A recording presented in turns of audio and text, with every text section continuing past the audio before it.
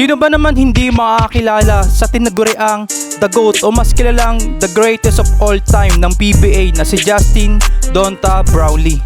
Halina't simulan natin kung paano nakilala at gumawa ng historic game sa team ng Ginebra at sa PBA at gumawa ng kasaysayan sa ating national team na Gilas Pilipinas.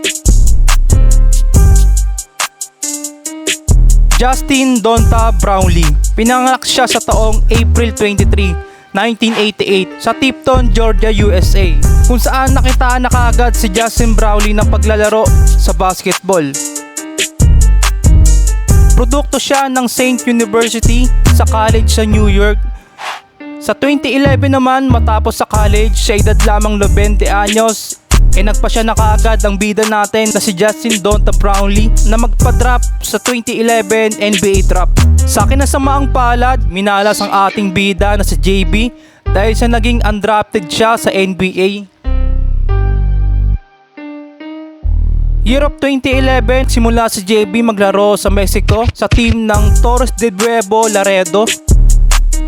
Bagamat undrafted sa NBA, hindi pa rin nawawala ng pag-asa ang ating bida na makapaglaro sa NBA.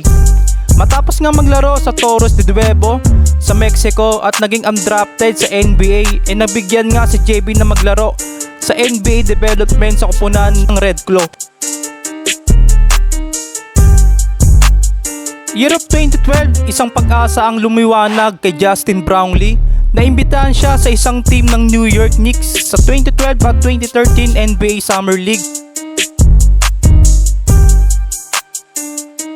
Pero sa kinasamaang palad, bago pa lang magsimula ang 2013 to 2014 NBA season, agad-agad din siyang winave para maging free agent. Grabe yung feeling no na akala mo na makapaglaro na sa NBA sa team ng New York, tapos pagtapos nung magsisimula na yung NBA season, bigla ka nilang winave, no? Parang napipil natin yon, yung napipil ni Kai Soto na akala nila na maraming kukuha na NBA at yun nga, naging undrafted din. So balik tayo sa kwento. 2013 naman, nakapaglaro din siya sa Bayhawks sa Florida. Nag-average siya doon ng 13 points, 5.7 rebounds at 2.3 assists per game.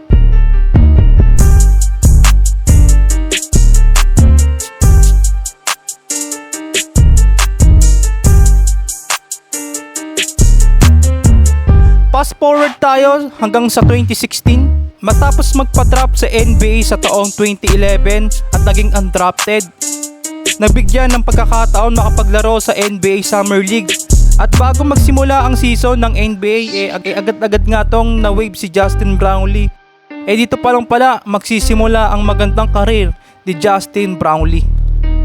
Sa taong 2016, maswerteng napagbigyan si Justin Brownlee matapos kang magtamo ng injury ang kasalukuyang import ng Ginebra na si Paul Harris.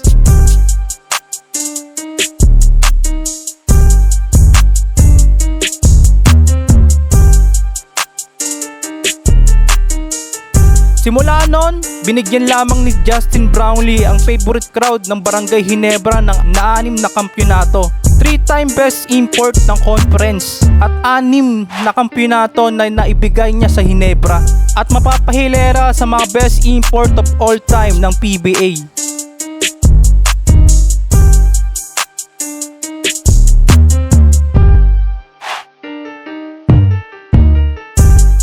Year of 2018, maingay nga magiging naturalized player ng ating Gilas Pilipinas si Justin Brownlee. Kahit ang former captain ng Gilas Pilipinas na si Jimmy Alapag, alam niya kung ano ang may bibigay ni JB sa Gilas Pilipinas pag ito ay naging naturalized player. Sa haba ng proseso para maging naturalized player si Justin Brownlee, sa 2022 ay naging naturalized ng ganap si JB. 23 naman, SAG gold medal against Cambodia. So napakaganda yung naging start talaga ni JB dito sa paglalaro niya sa Gilas Pilipinas. So pinaiyak niya pa nga yung mga Chinese doon. Nakita niyo naman yung expression ni Yao Ming doon nung time na napaka-crucial, hinabol talaga ng Gilas Pilipinas para manalo sa China. Grabe din talaga yung mga binitawan talaga ni Justin Brownlee doon, no? Talagang maituturing talaga siya ng GOAT ng PBA, hindi lang para maging naturalized player at mapahilera sa mga the best of all time na naturalized player.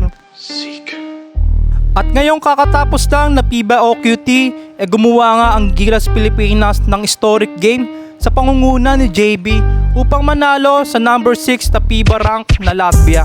Kaso bigo nga sila sa kamay ng Brazil sa semis. Pero grabe yung nilaro talaga ni JB doon. Halos pinangunahan niya talaga yung buong national team. So kayo mga boss, ano ba yung masasabi nyo sa ginawa ng karangalan ni Justin Brownlee dito sa PBA at sa Gilas Pilipinas? 6-time PBA champ, 3-time best import at ilang mga gold sa Gilas Pilipinas. Grabe din talaga yung ginawa ni JB dito, hindi matatawaran. Kahit sino mang import, pwede na talaga tong gawan si JB ng statue, no? Karangalan na ginawa niya sa Gilas at sa PBA. So marami pa yan, marami pa talaga yung gagawin kung maging healthy lang talaga si Justin Brownlee. Sa darating naman na Gilas Pilipinas ngayong November, papakitaan tayo ulit ni Justin Brownlee. Tignan natin kung ano yung magiging laro ng Gilas Pilipinas na kasama si Justin Brownlee. Hindi rin basta-basta yung mga kalaban nila doon. Andyan din ang New Zealand. So napakalakas ding team yan. Hong Kong, expected na din natin yan na may talagang kayang-kayang natin manalo doon. Pero sa New Zealand is ibang usapan yon kung makakalaban ng Gilas Pilipinas. Doon din natin masusukat kung gaano ang kalidad at sistema ng Gilas Pilipinas doon sa pamumuno ni Coach Tim Cone. Sayang lang din yung magandang run din nila sa OQT, no? Sayang lang din na naging injury yung mga ibang player, lalo na si Kai Soto noon at si AJ Edu, Scottie Thompson. Pero napakaganda pa rin ang ginawa ng Gilas Pilipinas doon, nakasama si Justin Brownlee.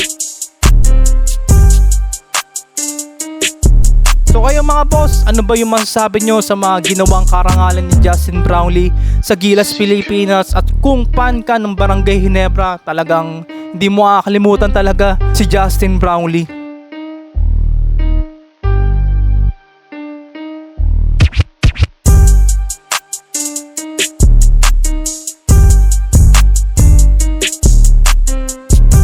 So yun lang mga boss, ang kwento ni Justin Brownlee. Salamat sa mga panonood. Kung bago ka pa lang sa aking YouTube channel, please subscribe to my YouTube channel para lagi kang updated sa mga bago nating videos katulad ng kwento ni Justin Brownlee.